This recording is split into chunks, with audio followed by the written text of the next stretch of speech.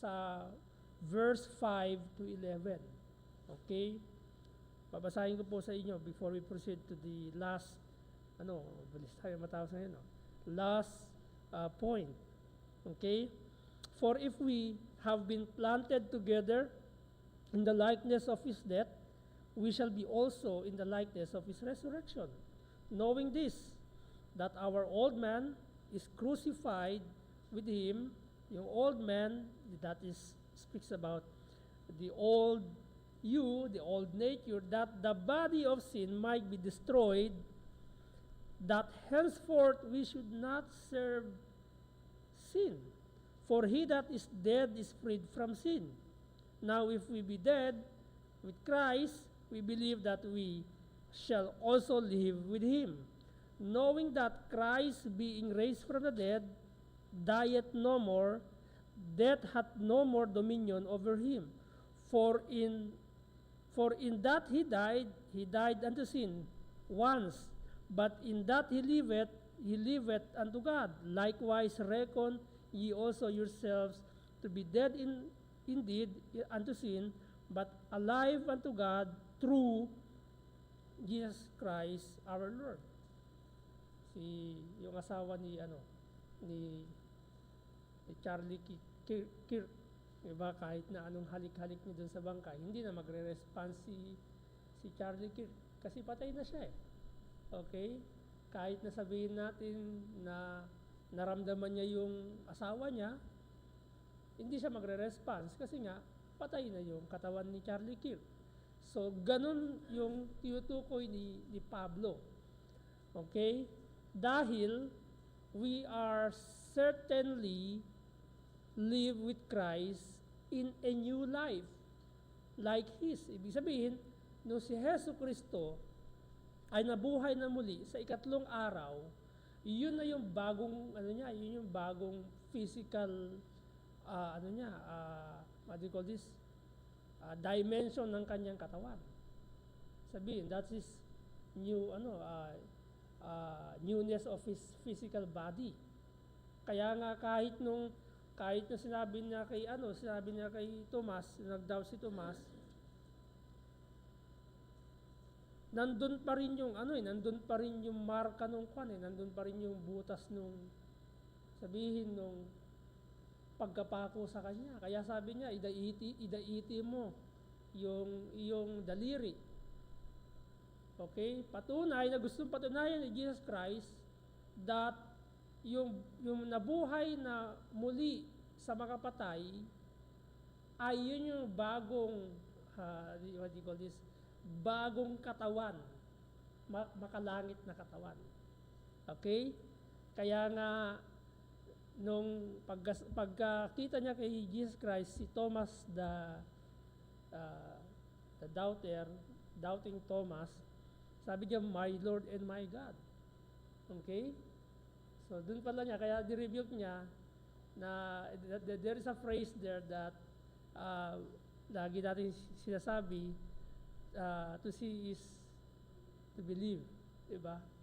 Yun na nangyari kay Thomas. Gusto niyang magkaroon ng proof na nabuhay si Jesus Christ. And here, nagpakita ang Panginoon sa kanya with a new physical, a newness of physical body, of his physical. Kaya sabi niya, sinamba niya ang Panginoong Kristo on that day. Okay? Our spiritual union with Christ, death has made us free from sin. So, ibig sabihin, bakit ganun, Pastor? Pinalaya tayo ng Panginoon sa kasalanan. Kasi nga, we are all dead in sin. Wala tayong magawa kasi no one tend to lift up us in that situation.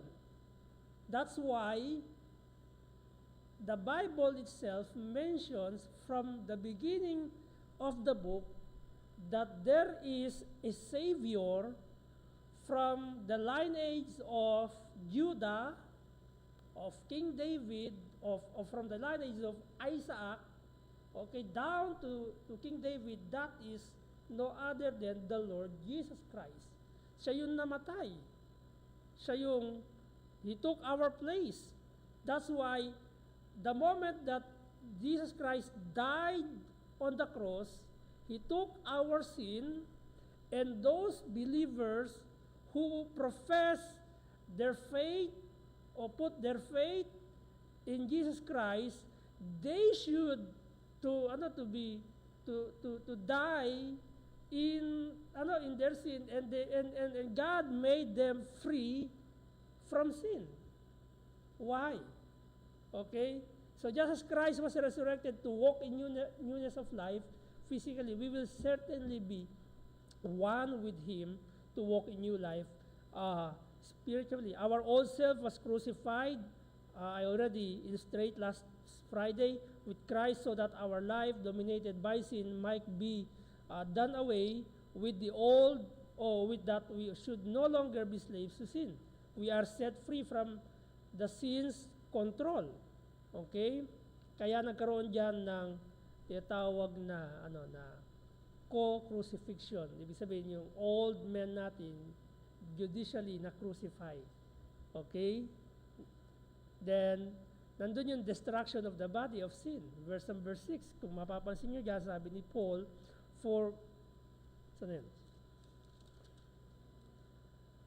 knowing this, that our old man is crucified with Him, that the body of sin might be destroyed. Diba? Hindi ibig sabihin, wala na tayo doon. We are still living here in this world, and in this body, Paul's trying to say here is that we should not to respond. Kasi meron na tayong bagong master. Okay? And who is that? And who is that master? Jesus Christ. Like, halimbawa, you are working in a one company for two decades. Ilang taon yung 2 decades? 20 years. Okay? 1 decade equal to 10 years. Okay? And then, nag-resign ka sa ika 20 years mo, nag-resign ka, okay? And then, natanggap ka sa isang company. I'll just give you an illustration. Ngayon, nag-meet kayo ng amo mo sa isang lugar. At sabi niya, inutusan ka, Jasmine, pwede bang pakitimpla mo ako ng kape? Halimbawa, trabaho mo dahil sa company for 2 decades is sa office girl ka. Sige, taga-timpla ka ng kape, taga-xerox ka, diba? Taga-type ka ng kailang mga O ngayon, inutusan ka, magtimpla ka ng kape, that's nagkita kayo. Do you still follow your old boss? Definitely no, because you are working in new company. Wala ka na dun eh. Correct? You should not to respond in a way that you should to respect him or respect her. Like, I'm sorry, I'm no longer a part of your company. Okay? Because I am now working in new company. So, ganun ito yung in-illustrate ko sa inyo kasi nga, we should not to respond because we are already dead in sin. And we are free indeed by telling, I'm no longer part of your company because I already resigned. Like, halimbawa, kung kakausapin mo sarili mo, hindi na ako dating ako, kaya sorry, I will not do that. Okay? Like, Satan tempt you to commit sin. Of course, halimbawa, he want to test you. Halimbawa, nagbigay siya sa iyo ng meron kang, halimbawa, dito sa church, you are in need. Diba? Test yung character mo, tapos nangangailangan ka ng 1,000, tapos meron kayo nakita dun na 500. It's a test. Okay? Do you respond to that temptation, or you will refuse that temptation? Okay? Lahat tayo, kahit na mananampalataya tayo, we are still under attack of diverse trials or temptations around us. Hindi natin nakikita because that is the work of evil to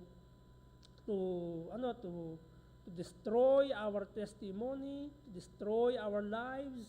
Okay? Sasabihin nyo, nagkasala ka. Hindi ka naman talaga totoong Kristiyano. Hindi ka naman talaga totoong mananampalataya. You always accept my temptation, sasabihin sa'yo yung Satan. Papasok, na yan, hanggang sa mati mo, oo nga, hindi ka ako Kristiyano.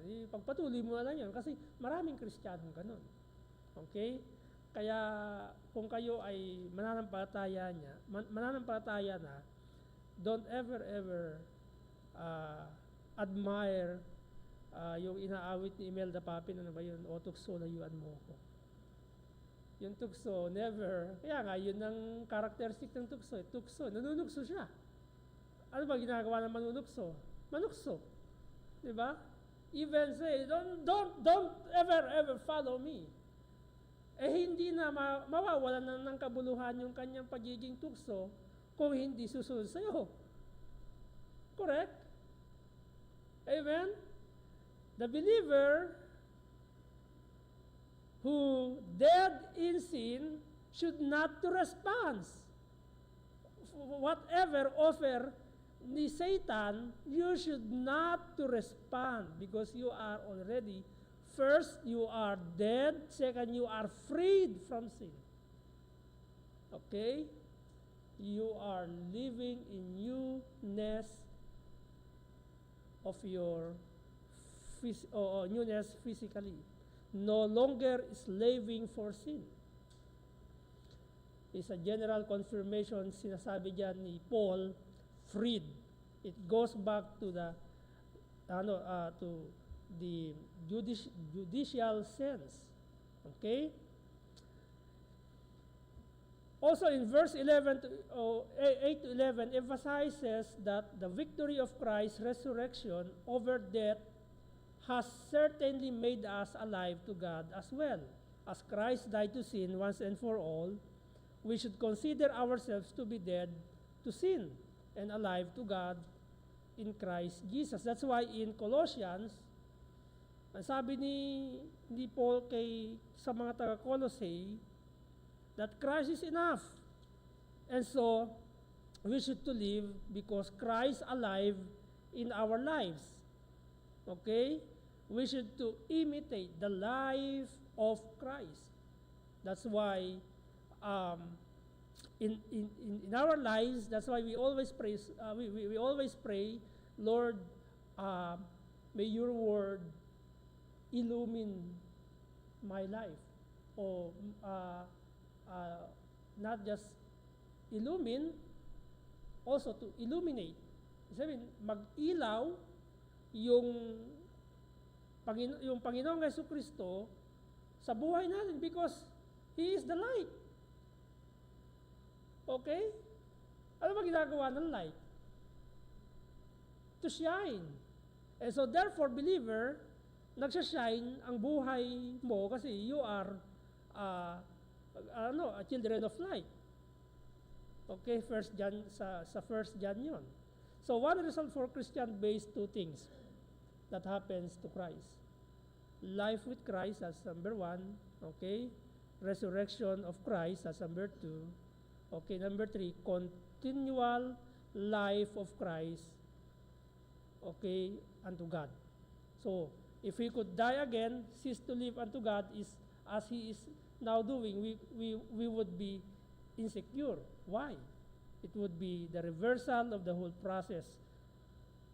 Kanina, naririnig ko yung reverse reversible nominates sa Congress regarding dun sa mga cases sa flood project, sa ghost project ng DPWH, di ba yun? Di ba? O ngayon, gumagawa ng maraming issue para matabunan na yung issue.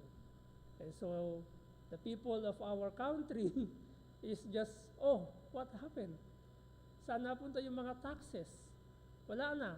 Okay? So, ayun, kaya may butuhan ngayon, pumasok yung reversible. Okay?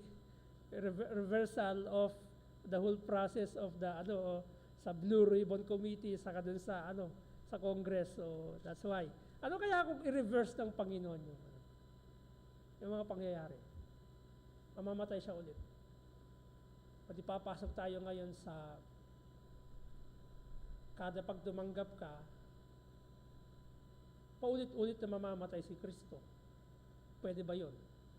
Once and for all lang namatay si Jesus Christ. That's why, if we are true believer, live as Christ.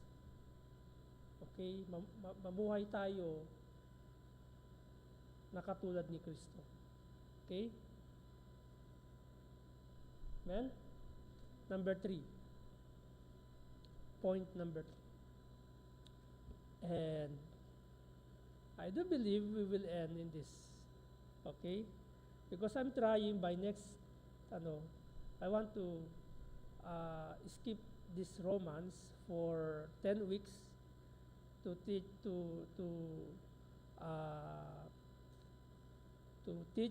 you regarding biblical separation, and it will help us. Okay? Kasi nowadays, ayaw natin sa hindi, we are living in the diverse in many what do you call this, the wisdom of man is tawag dito, tumataas na, wax grows. Okay? And so maraming mga magagaling na mga false teachers that could encourage you to adopt their teaching that is not biblical and that is not true, that is not healthy teaching, and so okay, ma-divert yung mind mo, and then you will live the right doctrine. Ano ba nangyari kay Demas? And Demas had forsaken Paul because of what? Of the influence of the world. Okay? So if God's been willing, I will try to skip this lesson, and I will start biblical separation by next month, if God's been willing. Okay? All right. Point number 3. Do not let sin rule you, but instead offer yourself to God. Do not let sin rule you, but instead offer yourself to God. Sa Tagalog, huwag hayaang mamuno sa iyo ang kasalanan, kundi ihandog ang iyong sarili sa Diyos. Verse 12 to 14. Verse 12 to 14. Okay? Let not sin therefore reign in your mortal body, that ye should obey it in the lust Recording thereof. in progress. Neither yield ye your members as instruments of unrighteousness unto sin, but yield yourselves unto God as those that are alive from the dead, and your members as instruments of righteousness unto God. For sin shall not have dominion over you, for ye are not under the law, but under grace. Okay? So to obey these two commands, we must obey first the first two commands. The preceding the previous verses. Okay, not to respond. Okay, we must obey the command just before this verse in this verse. Okay? Verse 11, verse 1 to 10. Ano yung command doon? Because we are, God died, or Jesus Christ died for us once and for all, so we are disconnected from sins. And we are just disconnected from sins that dominate our lives. And we are certainly alive to God just as Christ arose. You must refuse sin's attempts to rule your body, to obey its evil desires. What are those sa tingin ninyo? Yung pwedeng maging sanhi na ikaw ay ma-divert o one of your part, ma-divert sa paggawa ng kasalanan. You know, again, nabubuhay tayo sa mundo na ngayon na kung saan ang karunungan ng tao ay masyadong masyadong angat. It compares to the ancient time. Why? Ngayon lahat ng katamaran nagagawa na ng tao. Hindi mo na kinakailangan pumunta ng restaurant, talabat, noon, correct? Hindi mo na kinakailangan pumunta sa police station para kumuha ng police clearance. Online na. Everything is what do you call this? Inconvenient. Correct? Lahat ng ginagawa natin, comfort, kaya minsan, kaya marami na ngayon nagkakasakit. And the problem in our days is that we believers are much prone to commit sin. Even in any parts of your lives. Okay? That's why, kaya sabi ni Jesus Christ sa four gospel, meron siyang binanggit sa Matthew, Mark, Luke, okay, that if any man come after me, let him deny himself and follow me. Deny means do not respond to your feelings. Yun yung ibig sabihin yun, to your emotions, to your will. Deny means to die daily. Sino yung mamamatay? Yung old life mo, hindi hayaan mo siyang do not let your old nature, okay, respond to attempts of Satan, to the temptation of Satan, to rule your body, to obey its evil desires. Diba? Kanina, I illustrate yung old company ng nagtatrabaho. Diba? Do you think he is still under the ruling of his old boss? Because for 2 decades he is under his what do you call this? Supervision, okay? And after 20 years, nag-resign and she or he had a new boss. Do you think she or he is still under the supervision of his old boss? No. Even there is even there is, he attempts or she attempts to ask you a favor, or he asks you to, or because you are, can you do this? Can you do that? Okay? Definitely no. But dun papasok ngayon yung you are free to their ruling. Okay? But there is a tendency, you believers, meron kasing ganun, respect. Sige, gagawin ko to. Kasi kaya naka-inject sa'yo that he is your boss, he is your manager, he ruled you for 2 decades, and yet naka-inject sa mind mo that he or she is still your boss. And that's why maraming mga Kristiyano fail to follow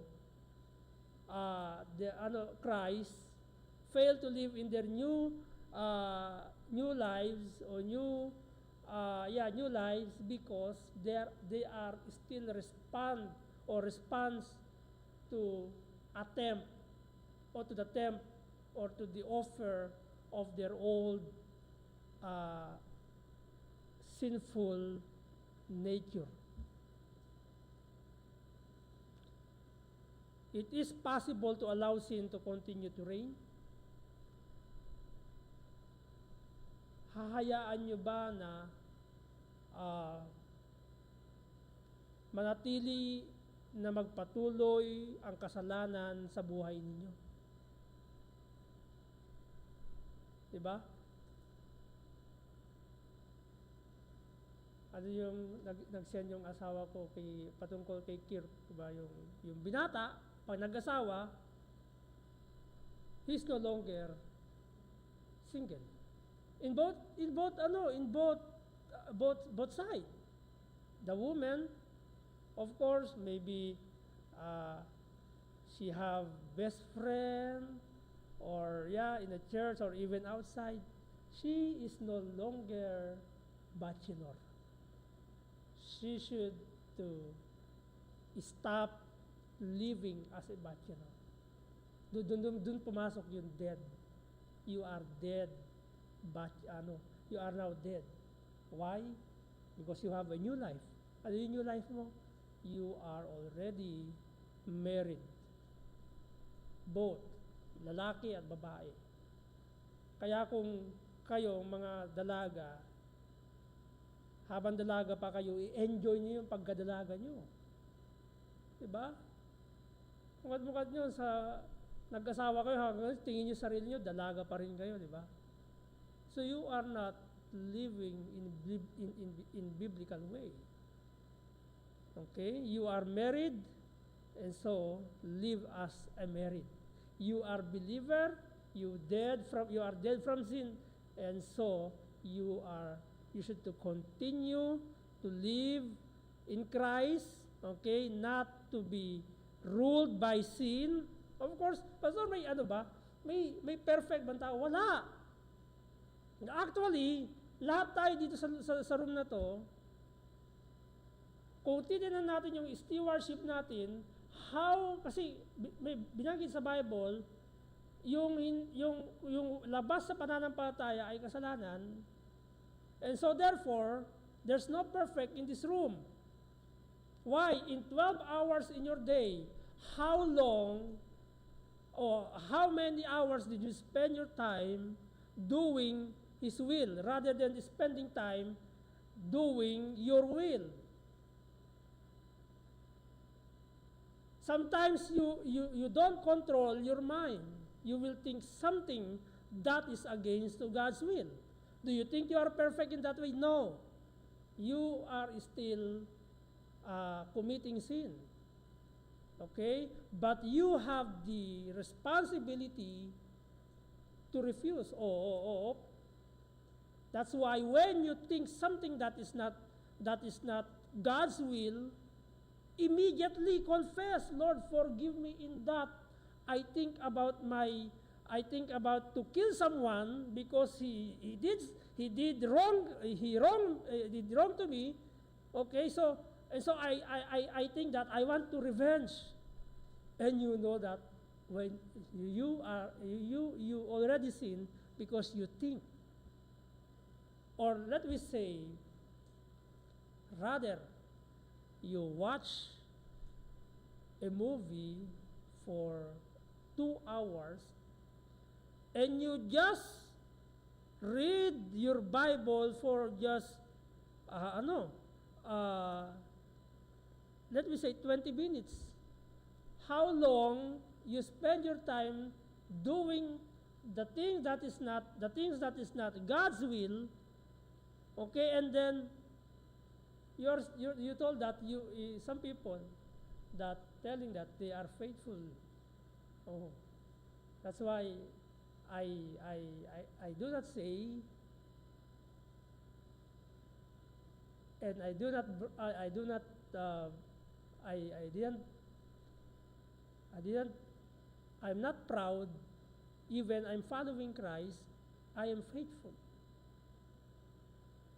Because at all, daily in our lives, we need God. We need to refuse. We need to refuse the reign of sin in our lives. And sometimes we are failed to do that. In verse 13, sabi ni Paul, do not offer any part of yourselves to sin as an instrument of sin, but rather offer yourself to God. As alive from the dead, every part of yourself is an instrument of righteousness and should be. Correct? Now tell me, if there's any part of your life that is an instrument of sin, hindi ko alam yun, kayo nakakaalam yun. Okay? Ang sabi ni Pablo, okay, sa verse 13, neither yield ye your members as instrument of unrighteousness unto sin, but there is a commander. But yield yourselves unto God. How can we do that? Paano natin gagawin na i-offer natin ang ating sarili sa Diyos? O doon ngayon papasok ang effort. Nag-i-effort ka ba na nagbabasa ka ng Bible? Nag-i-effort ka ba na kapag ikaw ay I will just, maybe this word is very what do you call this, sarcastic, dinidemonyo ka, you think that dinidemonyo ka, magkaroon ka ng effort to resist. So what is your response? Resist. Only that? Hold your Bible and read, continue to read and pray. Because sometimes in your lives, while you are praying, still you are in the battle. Why? Okay? Because Satan already attacked you. So what you are going to do? Don't give up in praying. Don't give up reading your Bible. Why? 3 times, Lord, help me. Have mercy on me. 3 times. Ask God, begging God. Uulit-ulitin mo yun, Panginoon, tulungan niyo po ako. I'm under attack by your enemy. Help me. Have mercy on me. Amen. This passage concludes with the reason why sin is no longer your master. Because God does not view your spiritual identity as under the category of His law, but as under the category of His grace. Hindi tinitingnan ng Panginoon na tayo ay ibig sabihin napailalim sa kautusan sa Diyos. Okay? But nasa category tayo ng sa ilalim ng kanyang biyaya. I will end, okay, in this word. How can you perform the grace of God without temptation? Without temptation, you will not perform God's grace. That's why grace will work in the lives of believers during during your battles. Why? Doon papasok yung grace. Okay? Because you are yielding not to the sin, but you are yielding depending on God. That's grace. Okay? Kasi na-overemphasize natin, Lord, ikaw ay makapangyarihan na Diyos. Ayaw ko po magkasala. That's true. Ayaw mo magkasala kasi alam mo ang katotohanan sa Diyos. Did you remember that all of us, we have our former lives? Kaya sabi ng Panginoon sa babae, dun sa patutot, go and sin no more. Go and sin no more. That's true. Okay, go and sin no more. Sabihin, dun papasok ngayon na tayo mga mananampalataya, pag-aari tayo ng Diyos. Pero, bago tayo mag-pray, no, hindi tayo ginawa ng Panginoon na robot. Nabubuhay tayo ayon sa kanyang biyaya. Ibig sabihin, mapapractice mo yung biyaya na yun sa araw-araw na pamumuhay mo. Bakit? Sa araw-araw na pamumuhay mo, nandun yung tukso, yung kalaban, ginugulo ka. Then yung mapapractice mo yung grace. Okay? Kasi you don't even practice or perform the grace of God in your lives if there's no temptation. Okay? So tayo pong lahat ay manalangin. Panginoon Diyos sa aming Ama, salamat po for this opportunity you have given to us this evening. Lord, we pray that may you bless our brethren hindi po namin kasama tonight. Maaaring sila po ay nasa trabaho. Nawa Panginoon Diyos ay magkaroon po kami ng desire to invite, to encourage someone na makasama po namin sila sa ganitong gawain. So Lord, we pray, Father, Lord, we pray that that you would bless our hearts in these truths that we have been learned about. We are no longer a bondage of or slave of sin, because we are now lived in Christ. And so Lord, help us in our daily living to live like Christ, like Him. Oh Lord, I know that we are not perfect. I know that we need daily your grace, and we need to practice it by refusing the attempts of sin in our lives. I pray, Father, that extend your grace to us daily, that we may live only by your grace and not by our situation, O Lord. Be magnified in our lives. May your name be glorified. In Christ's name we pray. Amen. Good evening po sa inyo lahat. God bless you and see you on Sunday.